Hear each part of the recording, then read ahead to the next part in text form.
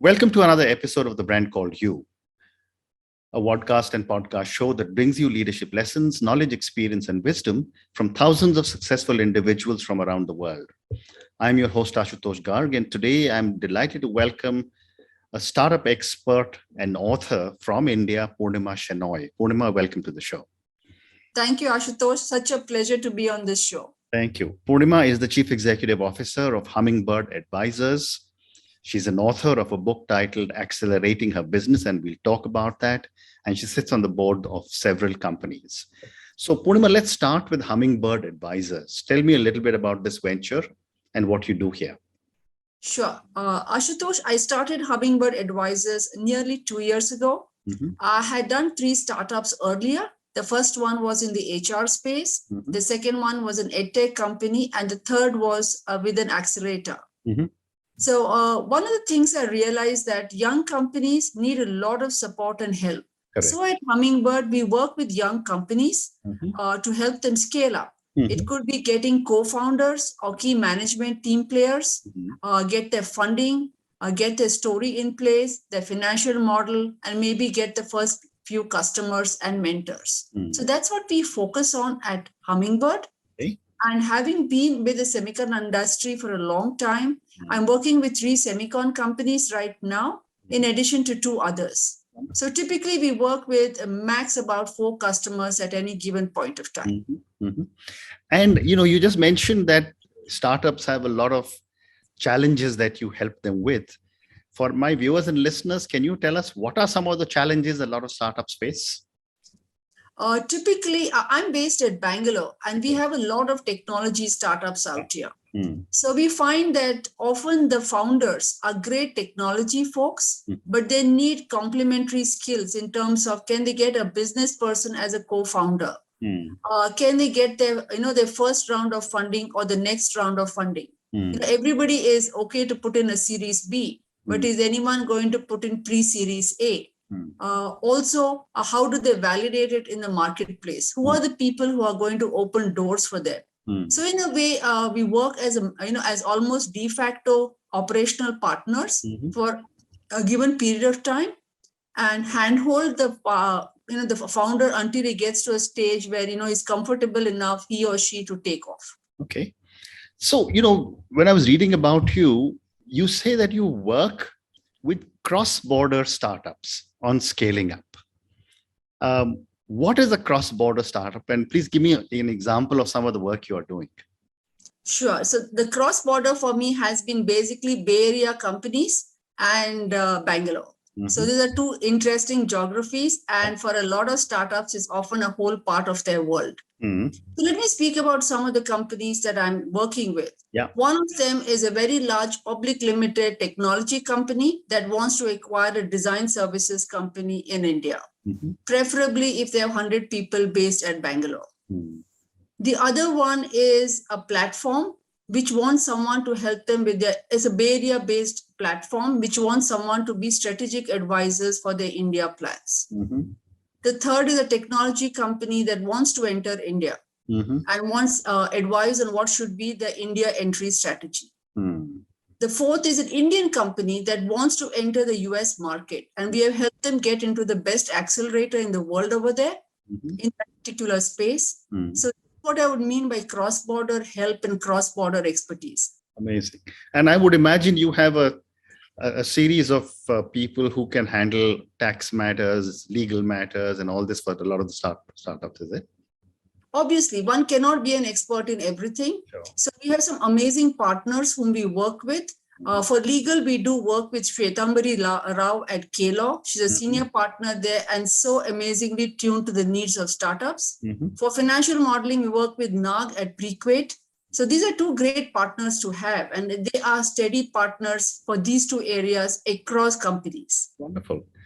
So, Poornima, based on all your experience of supporting so many startups, what would we say are some of the reasons why several startups don't make it? It's sad when a startup fails because there's so much of passion that goes into the idea and making a company. Correct. So there are reasons sometimes. One most important reason is the product market fit. if you have not validated it early enough, or you have not tweaked your model early enough, then you will have failures. Second is when the co-founding team do not have the same value systems or don't have complementary skills. And third is if you don't have money in the bank to do what you want, you need to pay salaries for good people. You need to test your ideas. So in my mind, these are three reasons why companies could suffer and fail.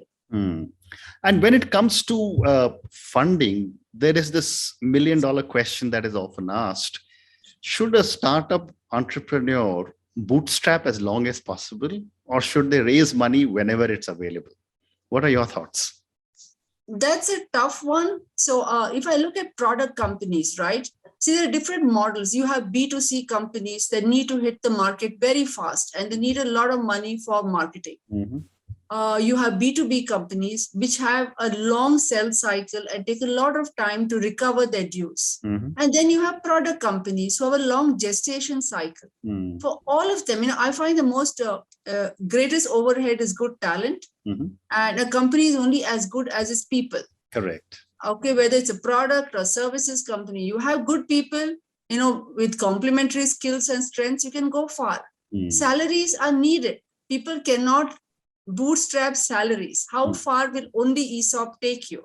Correct. So often I see companies need money in the bank. It could be your own savings. It could be through HNIs or early stage funds, but some money does not harm you. Well said. And the other question that is often asked about a startup is, when should a startup start to scale up? So that is a question I would again come back to your B2C, B2B product or services companies. So let me typically speak about product companies that have a long gestation cycle. So they might need to do some amount of prototypes or MVP before they go to the market. So their gestation cycles will differ. Their scale-up model will differ from a services company. So it's difficult to have one answer for this question. No, I know. I mean, nothing about the startup world can have one answer. It's just, I'm only asking you to share perspectives, which because then our viewers and listeners can find out. But thank you for your response. So let's now talk a little bit about your book, Accelerating Her Business. Tell me about the book and your hypothesis to write the book. Ashutosh, you touched something very dear to my heart. So I'm going to expand a little bit on this. Sure. Okay. As a woman and as an entrepreneur, one has always seen a different kind of issues or needs. So when my co-founder Supriya Panchangam and I were speaking about the needs of women as entrepreneurs, we realized that there was a big gap in the market. We had accelerated between us nearly 100 companies, and the theme of problems for women to be accelerated as entrepreneurs was totally different. So we did a lot of research, actually. We validated it. We spoke to a lot of people. We put it together and we created a book for accelerators and incubators to accelerate women entrepreneurs. Okay, we had a lot of we got good blessings from a lot of people like Ravi Venkatesh and Mohandas Pai, who was so supportive in supporting our ideas. We also got great guys like Harappa Education, Vadwani Foundation, who supported supported us in this initiative. I'm very happy to tell you that the book was number 6 on business entrepreneurship on Amazon, and that felt very good. Wonderful. But it's a good book. It's a guidebook. There's no theory in it. It's very, very practical. And I'm very happy when people say, this is working for us. Wonderful. So would you like to share with my viewers and listeners some of the specific challenges that women entrepreneurs face that you have addressed in this book?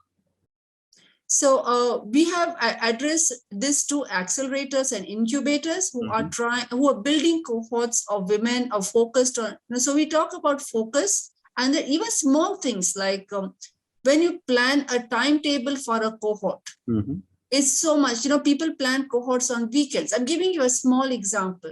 Women prefer sessions, mentoring sessions or acceleration sessions on weekday afternoons. Okay, because weekends are for family, and end of the day and beginning of the day are for their business, because women are so operational in their approach also to their business. So we said, even the timings the size of the cohort, the kind of funding that they should get, the kind of mentoring. So we address all these issues in great detail. Okay. So let me now move to the last segment of our conversation, which is, your role as an independent director. You sit on several boards, and a lot of people find it difficult to accept board positions because of the incredible fiduciary responsibility that comes with it. My first question to you is, what do you look for before accepting a board position? Okay, so Ashutosh, let me begin by saying I say no more often than I say yes. Mm-hmm. So in the last 1 year, I've said no to 4 board positions because it was not it was not in line with what I wanted. So the most important thing for me is that there should be a management which you can respect and which has very high integrity. Okay, so what is that track record? In today's world, it's very easy to find out track records. There's so much online, so many references that can be done off record. So I think those are important. Also, who are the other directors? It shows who are the other directors? What is their track record? I mean, that is all very telling. And lastly, who reached out to you? Was it a recruiter? Was it a company secretary? Was it the CEO? Was it the chairman of the board? All of these things give you different messages. So when people ask me, how can I become a director on the board? I said, look at all these points. Okay. Nothing can replace integrity. For me, that is the soul of it. I mean, even if there is a dot of gray, I would be very concerned. Wonderful. And from the position of an independent or a non-executive director, what is the level of transparency you seek in the boardroom? 100%. So I sit on the board of NSEIT, and it's a wonderfully transparent organization. There is so much of dialogue between the directors and the management. I would say 100% transparency is needed and discussion is needed. The laws are getting tougher. You should not get penalized saying that I did not know or I was unaware. And if a person is uncomfortable, I would step away from the board rather than continue getting it for a sitting fee. Nothing is worth sleeping well in the night. Absolutely right. Well said.